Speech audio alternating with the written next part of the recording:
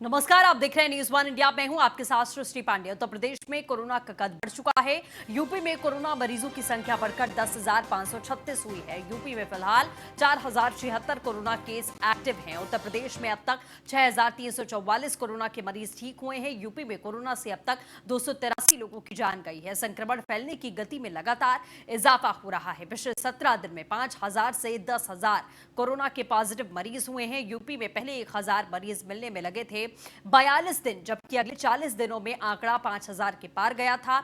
अब 17 दिनों में संक्रमित मरीजों की संख्या 5,000 से बढ़कर 10,000 के पार जा चुकी है।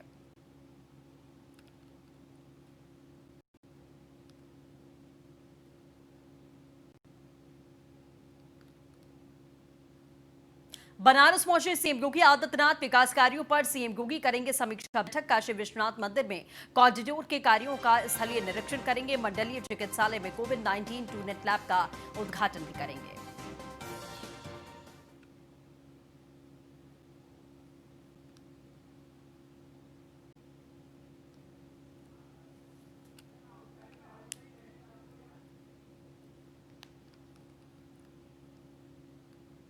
पाकिस्तानी मीडिया हुई सीएम योगी आदित्यनाथ की मुरीद। कोरोना संकट में सीएम योगी की मुरीद पाकिस्तानी मीडिया।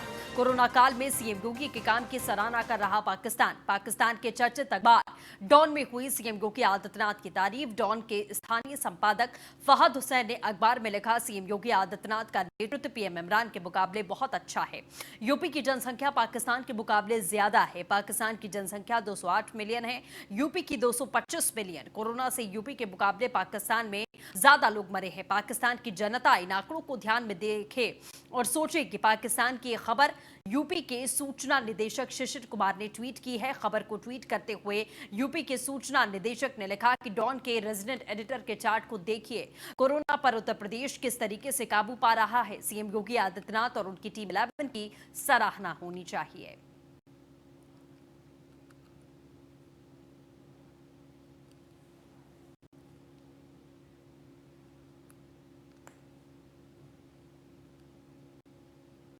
खबर लखनऊ से, जहां मंत्री मोहसिन रजा ने अखिलेश यादव पर साधा निशाना। मुलायम सिंह ने कहा था कि कंप्यूटर का विरोध किया था।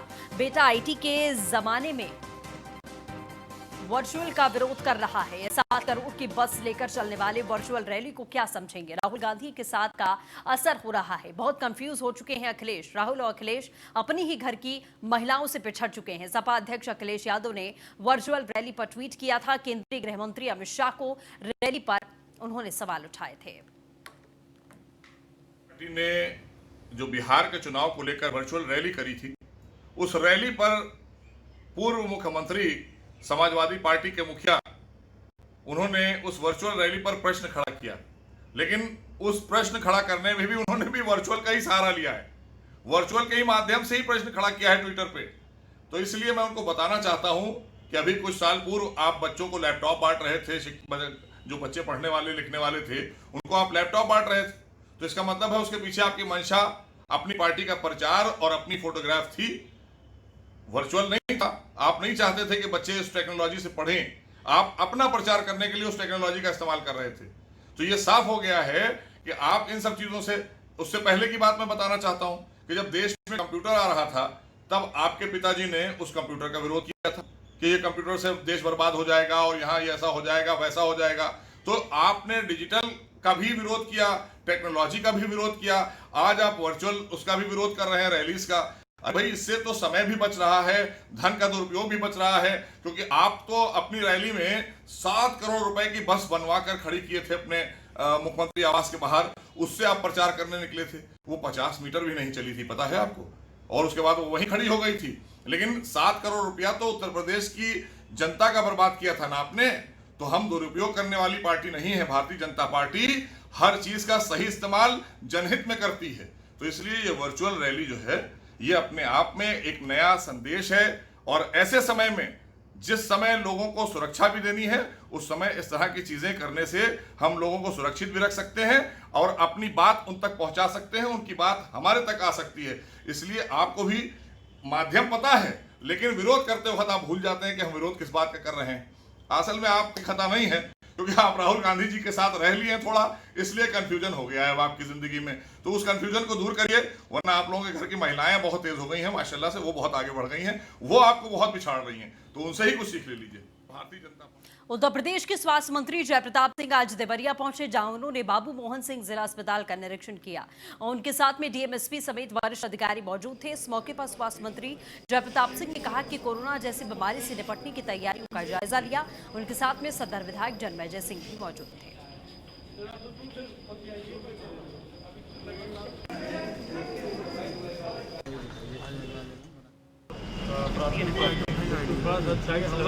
जांच कर रहे हैं महीना के लॉकडाउन के बाद, ताकि हमारे रेगुलर सर्वर्स जो है इमरजेंसी सेवाएं और अन्य जो हमारी सेवाएं होते हैं, 3 महीना से जो लॉकडाउन हो गया तो इसको चालू करने के लिए कौन कौन कार्यक्रम हमारे चल रहे हैं उसका जायजा लेने के लिए ये सारी चीज़ें जो अस्पताल के स्वास्थ्य विभाग से एक्टिविटी जुड़े हुए हैं इसका हम लोग माननीय मुख्यमंत्री ने सभी सीएमओ से कल रात में वीडियो कॉन्फ्रेंसिंग किया है। हम लोग पिछले 1 महीने से जब से ये थोड़ा सा कंट्रोल में आया है कोरोना, तब से हम लोग इमरजेंसी सेवा को प्रारंभ करने के लिए और सीएमओ से लगातार बात कर रहे हैं। हर एक पेशेंट जो हमारे यहाँ पर आता है, चाहे कोरोना का हो चाहे जो भी, हमने मशीन भी अब उपलब्ध करा दिए हैं एक जनपद चिकित्सालय में, और उनके जाँच होने से ये पता भी चल जाता है वो कोरोना है कि नहीं है, उसका मालूम हो जाता है। इसलिए हमारे यहाँ तो हम लोगों ने बिल्कुल सख्ती से कहा है कि कोई पेशेंट को कहीं भी हमारे नहीं छोड़ना है। अगर वो आता है हमारे पर, उसका कोई भी उसका लक्षण आता है, उसके बाद अनलॉक फेज 1 में आज मंदिरों और मॉल्स का दरवाजा खोल दिया गया है। मंदिर और मॉल्स में लोगों की भीड़ देखी गई है। हालांकि मंदिरों में अधिकतर जगह बाहर से ही दर्शन की व्यवस्था की गई है। मॉल्स में भी सोशल डिस्टेंसिंग के साथ लोगों का आना जाना देखा गया है। लॉकडाउन में ढील दिए जाने के साथ अब आज से मंदिरों को भी खोला जाना शुरू कर दिया गया। मंदिरों में भी लोग अब आकर भगवान के दर्शन शुरू कर रहे हैं और बड़े स्तर पर जो निर्देश दिए गए हैं शासन स्तर से, उनका भी पालन मंदिरों में किया जा रहा है। इस समय हम खड़े हैं लखनऊ के हनुमान सेतु मंदिर पर, जहां आप देख सकते हैं कि व्यवस्थाएं की गई हैं, क्योंकि इस तरीके से लगातार शासन स्तर से निर्देश दिए गए हैं कि जो सोशल डिस्टेंसिंग के नियम हैं, जो कोरोना की गाइडलाइंस है, उनको पूरी तरीके से उनका पालन करना है। उनको लेकर पूरी तरीके से मंदिरों में तैयारियां की गई हैं। यह हनुमान सेतु मंदिर है, जहां पर बाबा हनुमान जी के दर्शन करने के लिए बड़े स्तर पर लोग आते हैं, बहुत दूर दूर से आते हैं, काफ़ी भीड़ लगती है। तो उसको देखते हुए शासन प्रशासन ने भी, जिला प्रशासन ने भी अपने स्तर पर पूरी तैयारी की है। अगर आप दूसरी तरफ देखेंगे तो आपको दिखेगा कि पूरी जो रोड थी, जो सड़क है, उसको सिंगल रोड कर दिया गया है और रस्सियों से उसको बांधा गया है, जिससे कि भीड़ सड़क पर रहे। और सबसे बड़ी बात यह है कि मंदिर में किसी को प्रांगण में अंदर जाने की अनुमति किसी को नहीं है। कोई भी वहां पर घंटा नहीं बजा सकता। जिसको भी प्रसाद चढ़ाना है या दर्शन करना है, वो जो आप ये पंक्ति देख रहे हैं, इसी पंक्ति से होते हुए सीधे लाइन से आगे बढ़ते हुए आगे आएंगे और वहां से मंदिर के दर्शन करेंगे। पूरी तरीके से जो निर्देश दिए गए हैं शासन स्तर से, उनका पालन कहीं ना कहीं सभी मंदिरों में किया जा रहा है। और सबसे ज्यादा भीड़ जो हनुमान सेतु मंदिर में लगती है, वहां पर भी पूरी तैयारियां की गई हैं। आपको हम बात करते हैं, देखते हैं कि किस तरीके से यहाँ पर तैयारियां की गई हैं। संकट मोचन मंदिर, हनुमान मंदिर जो है, उनके मंदिर के ट्रस्ट में जो लोग हैं वो भी यहाँ पर मौजूद है। सर, क्या नाम है आपका? मेरा नाम चंद्रकांत द्विवेदी है। चंद्रकांत जी, मंदिर आज से खुल गए हैं, क्या स्थिति है, किस तरीके से गाइडलाइंस का पालन कराया जा रहा है? क्योंकि अगर इस मंदिर की केवल बात की जाए तो यहाँ पर कई श्रद्धालु आते हैं, बड़ी भीड़ देखी जाती है, तो किस तरीके से चीज़ें मैनेज की जा रही हैं? देखिए सर, भगवान के भक्तों को ध्यान में रखते हुए और गर्भगृह में अंदर प्रवेश तो उनको नहीं दिया जा रहा है, लेकिन बाहर से उनको दर्शन की व्यवस्था की गई है। आने के पहले कार पार्किंग में अपनी गाड़ी खड़ी करिए, जूता वहाँ चप्पल उतारिए और वहाँ से सोशल डिस्टेंसिंग के लिए बनाए गए स्टेपों के सहारे आप सम्मुख आइए। आने के पहले सैनिटाइजेशन उनका होता है, फिर उसके बाद थर्मल स्कैनिंग होती है। अगर जो व्यक्ति सामान्य होता है वो आके दर्शन करता है। एक साथ 5 लोग से ज़्यादा इकट्ठा नहीं होते हैं, और अगर 5 से ज़्यादा होते हैं तो उनको रोका जाता है। अगर किसी का टेम्परेचर ज़्यादा होता है तो उसे कुछ देर बैठा करके पुनः उसकी स्क्रीनिंग की जाती है। क्या मंदिर प्रांगण में किसी को जाने दिया जा रहा है? क्योंकि जिस तरह की व्यवस्था यहाँ पर देखी जा रही है, इसमें देखा जा रहा है कि बंद किया हुआ है सारी चीज़ें, बाहर से ही दर्शन हो रहे हैं, तो ये क्या व्यवस्था है पूरी? इसलिए किया गया है, कोरोना चेन को तोड़ने के लिए जो शासन के निर्देश हैं। अंदर जाने के बाद भगवान का कोई भक्त भजन कर रहा है तो उसको कैसे हटाया जाएगा। कोई बैठ के हनुमान चालीसा पढ़ने लगेगा, कोई पूजा करने लगेगा, तो अब 5 से ज़्यादा अंदर रह नहीं सकते, पब्लिक भीड़ बहुत ज़्यादा होगी, इसलिए ऐसी व्यवस्था करनी पड़ी है कि बाहर से ही वो दर्शन करें। मतलब बिल्कुल साफ है कि जिस तरीके के जो निर्देश दिए गए हैं उनका पूरी तरीके से पालन किया जा रहा है। पूरी तरीके से इस चीज़ को गौर किया जा रहा है कि कहीं पर भी जो कोरोना की गाइडलाइंस है उनका वायलेशन ना हो, और जो भी निर्देश दिए गए उनका पूरा पालन हो रहा है। आप देख सकते हैं यहाँ पर थर्मल स्कैनिंग भी की जा रही है। जो यहाँ पर जो लोग भी आ रहे हैं यहीं से दर्शन कर रहे हैं, अंदर जाना अलाउ नहीं किया गया है, क्योंकि अंदर जिस तरीके से जाएंगे वहाँ पूजा करने में समय लगेगा, देर लगेगी, और उसके बाद 5 लोगों की जो अनुमति दी गई है उससे ज़्यादा लोग भी रुक सकते हैं। तो किसी भी श्रद्धालु को किसी तरह की कोई दिक्कत ना हो, इसके लिए बाहर ही ये एक मेज लगाई गई है जिसपे जिसको भी पूजा करना है, दान देना है तो दान पात्र भी बाहर ही लगाया गया है। तो सारी व्यवस्था बाहर से कर दी गई है। तो साफ तौर पर कहा जा सकता है कि कोरोना चेन को तोड़ने के लिए जहां पर ढिलाई तो दी गई है, लेकिन जो निर्देश दिए गए हैं उनका पालन पूरी तरीके से हर जगह पर किया जा रहा है। आज से जो मंदिर खोले गए हैं उन मंदिरों में भी पूरी तरीके से सोशल डिस्टेंसिंग का पालन करने के साथ साथ जो गाइडलाइंस दी गई हैं उनका पालन किया जा रहा है। कैमरामैन लॉकडाउन में जैसे ढिलाई दी गई है और आज से मॉल्स भी खोले जाने के निर्देश पूरी तरीके से जारी हो गए हैं और साफ तौर पर निर्देशित किया गया है कि जो भी मॉल्स खोले जाएंगे वहां पर कोरोना की जो गाइडलाइंस हैं उनको पूरी तरीके से फॉलो किया जाएगा। इस समय हम लखनऊ के एक मॉल में मौजूद हैं जहां पर पूरी तरीके से सोशल डिस्टेंसिंग और हर चीज़ के पालन करने के निर्देश साफ तौर पर दिए गए हैं। अगर मेरी दूसरी तरफ आप देखेंगे तो यहाँ पर सोशल डिस्टेंसिंग का पालन कराने के लिए फुटप्रिंट्स लगाए गए हैं। यहाँ पर साफ तौर पर स्टिकर्स चिपकाए गए हैं जिनमें लिखा है साफ तौर पर कि please keep your self distance, यानी कि सोशल डिस्टेंसिंग के लिए अलग अलग स्टिकर्स लगाए गए हैं। जो लोग भी यहाँ पर आ रहे हैं इसी पर चढ़ते हुए आ रहे हैं और सभी को जो डिस्टेंसिंग के निर्देश हैं, सोशल डिस्टेंसिंग के जो निर्देश है उसको पालन कराया जा रहा है। यहाँ पर पूरी जब आप एंट्री करेंगे तो गेट पर ही मॉल में क्या करना है क्या नहीं करना है, डूज और डोंट्स की भी लिस्ट पूरी तरीके से लगाई गई है कि मास्क पहनना जरूरी है, सैनिटाइजर रखना जरूरी है, लोगों के स्टाफ में टेम्परेचर जो स्कैनिंग होगी उनके साथ आपको पूरा सहयोग देना होगा, जो भी आपका टेम्परेचर चेक कर रहे हैं उनके साथ सहयोग करिएगा। सोशल डिस्टेंसिंग का पालन करना है, कम से कम लोगों के बीच में 4 स्टेप की दूरी हो, जो एलिवेटर्स हों उनमें भी 4-4 स्टेप्स की दूरी हो, 4 स्टेप के बाद ही कोई दूसरा आदमी चढ़े। तो इस तरीके की सभी गाइडलाइंस यहाँ पर लगाई गई हैं और आपको अंदर लेकर चलते हैं, हम दिखाते हैं कि किस तरीके से अभी मॉल के अंदर जो पूरी कार्यवाही चल रही है। आप देख सकते हैं कि यहाँ पर भी नीचे फुटप्रिंट्स लगाए गए हैं जिनमें कि डिस्टेंसिंग का पालन करना है। आप जब अंदर आएंगे तो उसके बाद साफ तौर पर जो निर्देश दिए गए हैं कि जो लोग भी यहाँ पर आएंगे उनको सैनिटाइज होना पड़ेगा, तो सैनिटाइजर की भी पूरी तरीके से व्यवस्था की गई है। यहाँ पर देख सकते हैं कि जब आप पैर से इसको दबाएंगे तो यहाँ पर जो नॉर्मल जो निर्देश दिए गए हैं उसके आधार पर ये सैनिटाइजेशन हो रहा है। उसके बाद थर्मल चेकिंग भी की जा रही है। थर्मल चेकिंग करने के बाद जब आप अंदर आते हैं तो उसके बाद भी आप देखेंगे कि सोशल डिस्टेंसिंग के साफ तौर पर यहाँ पर निर्देश हैं कि सभी लोग उचित दूरी बनाए रखें। लगातार साफ सफाई की जा रही है, चीज़ों को सैनिटाइज किया जा रहा है कि जो लोग भी निकल रहे हैं, जो दरवाजे हैं, जो सैंपल्स हैं, उनको जो टच कर रहे हैं उनको भी यहाँ पर लगातार साफ किया जा रहा है, सैनिटाइज किया जा रहा है। आज जो निर्देश दिए गए हैं, जो कोरोना के गाइडलाइंस हैं उनके जो निर्देश दिए गए उनके आधार पर सभी जगहों पर अब मॉल्स खोले गए और उसमें पूरी तरीके से सैनिटाइजेशन की व्यवस्था, थर्मल चेकिंग लगातार की जा रही है। हम जब किसी मॉल में जब शॉप के अंदर आ रहे हैं तो यहाँ पर भी अलग से अभी गेट पर चेक होने के बाद एक बार फिर से थर्मल चेकिंग हो रही है और सैनिटाइज किया जा रहा है, यानी कि कोई भी जगह नहीं छोड़ी जा रही है कि जहाँ पे किसी तरह की जो कोरोना चेन है वो आगे बढ़ पाए। थर्मल चेकिंग के बाद जब आप दोबारा अंदर आते हैं तो यहाँ पर भी पूरी तरीके की व्यवस्था की गई है। यहाँ पर कुछ लोग हैं, पहले उनसे जानने की कोशिश करते हैं कि किस तरीके की तैयारियाँ हैं यहाँ पर। सर, क्या नाम है आपका? शैलेन जी, आज से मॉल्स खोले गए हैं तो आप लोग किस तरीके की एहतियात बरत रहे हैं, किस तरह की चीज़ों को ज़्यादातर फॉलो कर रहे हैं? हमारा गार्ड, जो भी कस्टमर अंदर आते हैं, हमारा गार्ड सोशल डिस्टेंसिंग मेंटेन करने के लिए बोलता है। उसके बाद उनका टेम्परेचर और सैनिटाइज करने के बाद उनको एंट्री देता है और 30 कस्टमर ही हमारे मॉल के मतलब स्टोर के अंदर घुस सकते हैं। तो उसके बाद डिटेल होती है, उधर से वो पूछता है कि हम क्या इनको एंट्री दे सकते हैं, इशारा करता है, उसके अकॉर्डिंग ही मतलब एंट्री दी जाती है। आगे जाके फिर जगह जगह पे जो भी मतलब सोशल डिस्टेंसिंग के हिसाब से ही आपको शॉपिंग करनी होगी। मतलब पहले ये निर्देश दे दिए जा रहे हैं कि किसको कितनी देर पर रहना और एक टाइम पर 30 लोग रहेंगे। मतलब साफ है कि ज़्यादा भीड़ भी नहीं लग सकती। 30 लोग एक बार किसी स्टोर में एंटर करेंगे। आप देख भी सकते हैं कि ज़्यादा भीड़ नहीं दिख रही है। अमूमन जिस तरीके के मॉल्स में जो भीड़ देखने को मिलती है, जो लोग भरे हुए होते हैं, जो लगातार जो शॉपिंग कर रहे होते हैं, वो यहाँ पर ज़्यादा उस तरीके की नहीं दिख रही। 30 लोग से ज़्यादा एक टाइम पर एक स्टोर में एंट्री नहीं कर सकते हैं। तो साफ तौर पर सोशल डिस्टेंसिंग के जो पालन करने के निर्देश दिए गए थे। आज आप आए हैं शॉपिंग, आज ही मॉल्स खुले हैं, पहले के हिसाब से और आज में क्या अंतर लग रहा है आपको? किस तरीके की के बदलाव देखने को मिल रहे हैं आपको? सर सोशल डिस्टेंसिंग के हिसाब से किया जा रहा है जो भी चीज़ें हो रही हैं हम लोग की। फिलहाल तो स्टोर्स खाली पड़े हैं एकदम।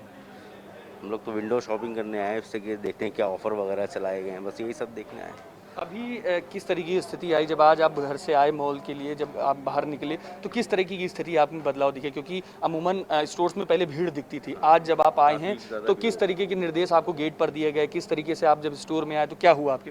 गेट पे सबसे पहले तो स्कैनिंग की गई है हमारी टेम्परेचर की, उसके बाद सैनिटाइज़ किया गया, फिर एंट्री हुई है रजिस्टर में, तब जाके एंट्री मिली है हम लोग को। मतलब साफ है कि जो निर्देश दिए गए हैं उनका पालन पूरी तरीके से हो रहा है कि गेट पर भी, मॉल की जो गेट है वहाँ पर पहले चेकिंग की जा रही है, उसके बाद जब आप स्टोर के अंदर आ रहे हैं तो स्टोर में भी चेकिंग की जा रही है। तो जो स्टोर मालिक हैं, जो मॉल के जो एडमिनिस्ट्रेशन है, वो भी पूरी तरीके से इस चीज़ का ध्यान रख रहा है कि जो कोरोना की गाइडलाइंस है, जो निर्देश दिए गए हैं, उनका पूरी तरीके से पालन किया जाएगा। अगर एक बार पूरे स्टोर पर नज़र डालेंगे तो आपको दिखेगा कि इतनी ज़्यादा भीड़ नहीं है। जिस तरीके से लगातार यहाँ पर भीड़ दिखाई देती थी, वो उतनी भीड़ यहाँ पर नहीं है और पूरी जितनी सोशल डिस्टेंसिंग के जो निर्देश दिए जाने चाहिए वो भी पूरी तरीके से यहाँ पर हैं। यहाँ पर साफ तौर पर सभी लोग जो देख रहे हैं, जो निर्देश दिए गए थे उनका पूरी तरीके से पालन हो रहा है। कोई भी जो अंदर आ रहा है उसको रजिस्टर पर नोट किया जा रहा है। 30 लोगों से ज़्यादा एक टाइम पर लोग अंदर नहीं आ रहे हैं। आप देख सकते हैं कि सामने जो लोग आ रहे हैं उनको सैनिटाइज किया जा रहा है। अयोध्या में राम जन्मभूमि तीर्थ क्षेत्र ट्रस्ट के कार्यालय का सोमवार को उद्घाटन किया गया। राम मंदिर ट्रस्ट का काम कार्यालय राम कचहरी चारों धाम में बनाया गया है। विश्व हिंदू परिषद के केंद्रीय मंत्री राजेंद्र सिंह पंकज ने राम मंदिर ट्रस्ट के कैंप कार्यालय का उद्घाटन किया। उन्होंने कहा कि ट्रस्ट कार्यालय के उद्घाटन के साथ ही राम मंदिर का निर्माण कार्य भी जल्द ही शुरू कर दिया जाएगा। वैदिक रीति रिवाज के साथ में धार्मिक अनुष्ठान करके कैंप कार्यालय का उद्घाटन किया गया। विश्व हिंदू परिषद के केंद्रीय मंत्री राजेंद्र सिंह पंकज ने कहा कि श्री राम जन्मभूमि तीर्थ क्षेत्र के कार्यालय का शुभारंभ हमारे लिए मंगलकारी है। उन्होंने कहा कि राम मंदिर निर्माण का कार्य व्यवस्थित तरीके से हो, इसीलिए ट्रस्ट कार्यालय का उद्घाटन भी जरूरी था।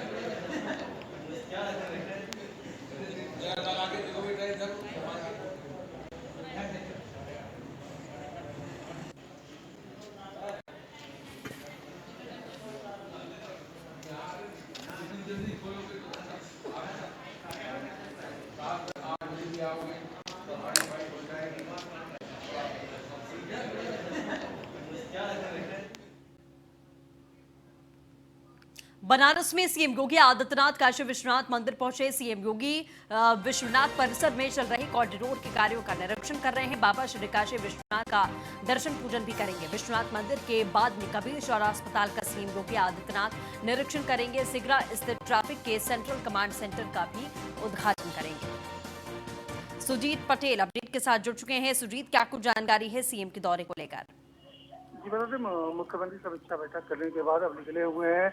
बाबा विश्वनाथ के दर्शन निरीक्षण करेंगे। वहाँ निरीक्षण करने के बाद कॉरिडोर का पूरा कार्य देखेंगे, जो और उसके साथ वहाँ कार्य हो रहे हैं उसको देखेंगे। और यहाँ पे बाबा का दर्शन पूजन करने के बाद मुख्यमंत्री कबीरचौरा अस्पताल जो है, वहाँ जिला अस्पताल है, उस अस्पताल में पहुँच के वहाँ कोविड-19 का जो बनाया गया है सेंटर, उसका निरीक्षण करेंगे। यहाँ पे साफ सफाई व्यवस्था देखेंगे। उसके बाद मुख्यमंत्री जब अधिकारियों के साथ सर्किट हाउस में बैठक करेंगे।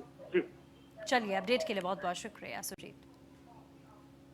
नोएडा में धूं धूं कर जली कार। आपको बता दें, थाना फेस 3 के एरिया FNG रोड पर यह हादसा हुआ। तो एक्सक्लूसिव तस्वीरें हम यहाँ आपको लगातार दिखा रहे हैं। कुछ देर पहले का ये मामला है। थाना फेस 3 के एरिया FNG रोड पर यह हादसा हुआ है। फायर ब्रिगेड की टीम मौके पर पहुंची और आग बुझाने की कोशिश की गई, लेकिन आग का रूप आप देख सकते हैं कि विकराल रहा है। आप तस्वीरों के जरिए अंदाजा लगा सकते हैं इन तस्वीरों को देखकर कि आग कितनी भीषण थी।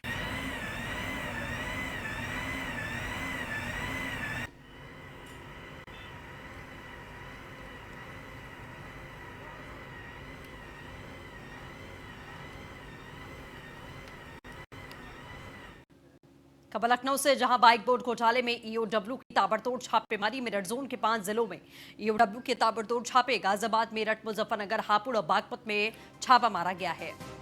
178 दो पहिया वाहन बरामद किए गए। कार्रवाई लगातार जारी है। नोएडा का रहने वाला है सुंदर भाटी, इस पूरे घपले का मास्टरमाइंड। लगभग 3 लाख लोगों के साथ में ठगी का मामला। करीब 2600 करोड़ से ज्यादा के मामले में छापे मारे।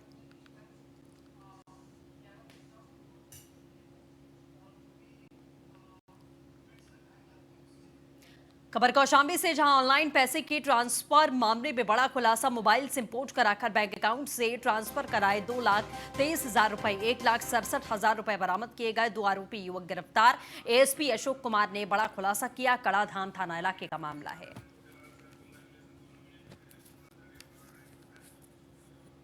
कड़ाधाम के एक व्यक्ति से के खाते से लगभग 2,23,000 रुपए निकाल लिए गए थे और यह प्रक्रिया वहीं स्थानीय व्यक्ति द्वारा मोबाइल सिम को पोर्ट करके किया गया था।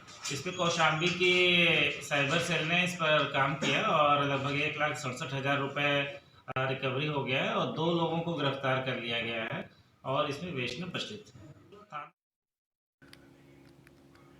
खबर नोएडा से, जहां पॉर्न साइट पर अश्लील वीडियो बेचने वाला आरोपी गिरफ्तार किया गया। 6 साल पहले रही गर्लफ्रेंड का वीडियो बेच रहा था। पेटीएम के जरिए भी वीडियो बेच रहा था। सोशल साइट पर बेचे जा रहे थे वीडियो। पुलिस ने पश्चिम बंगाल से आरोपी को गिरफ्तार किया। कई अन्य अश्लील क्लिप्स भी बरामद की गई हैं। आरोपी अपनी ही पूर्व गर्लफ्रेंड का वीडियो बेच रहा था। तस्वीरें साइबर सेल थाना फेज 3 पुलिस ने गिरफ्तार की है।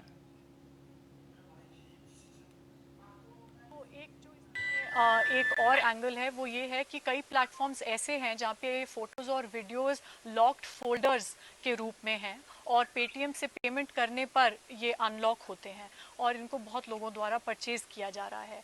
तो अब ये कहाँ से ऑपरेट हो रहे हैं ये वाले फ़ोल्डर्स, इसमें हम आगे और जांच कर रहे हैं क्योंकि जो अभियुक्त है इसने आगे कई लोगों को ये वायरल किए। ये बहुत सारे लोगों से ग्रुप वीडियो चैट्स पर लड़की से अश्लील एक्शंस करवाने पे उनको विवश करते थे। तो इन वीडियोस का और फोटोज़ का पेनिट्रेशन बहुत आगे तक है।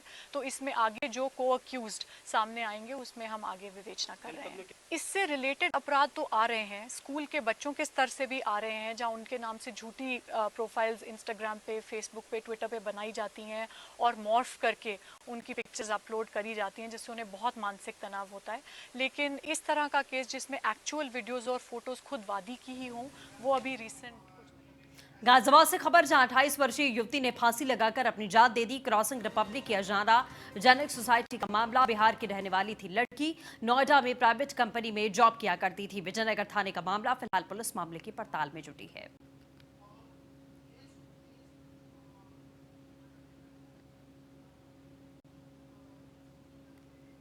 ग्रेटर नोएडा से बड़ी खबर, जहां सोसाइटी में घुसकर परिवार से मारपीट। 1 दर्जन लोगों पर मारपीट का आरोप लगा है।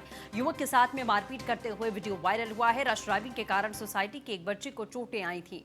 ड्राइव कर रहे युवक से लड़की के पिता की कहासुनी हुई। उसी से नाराज युवक ने बाहर से लोगों को बुलाकर मारपीट की। लाठी डंडे और चाकू के साथ में पहुंचे युवक। पुलिस ने एक युवक को गिरफ्तार किया है और घटना की जांच पड़ताल में जुटी हुई है पुलिस की टीम। बिसरक थाना इलाके के पैरामाउंट इमोशन सोसाइटी का मामला।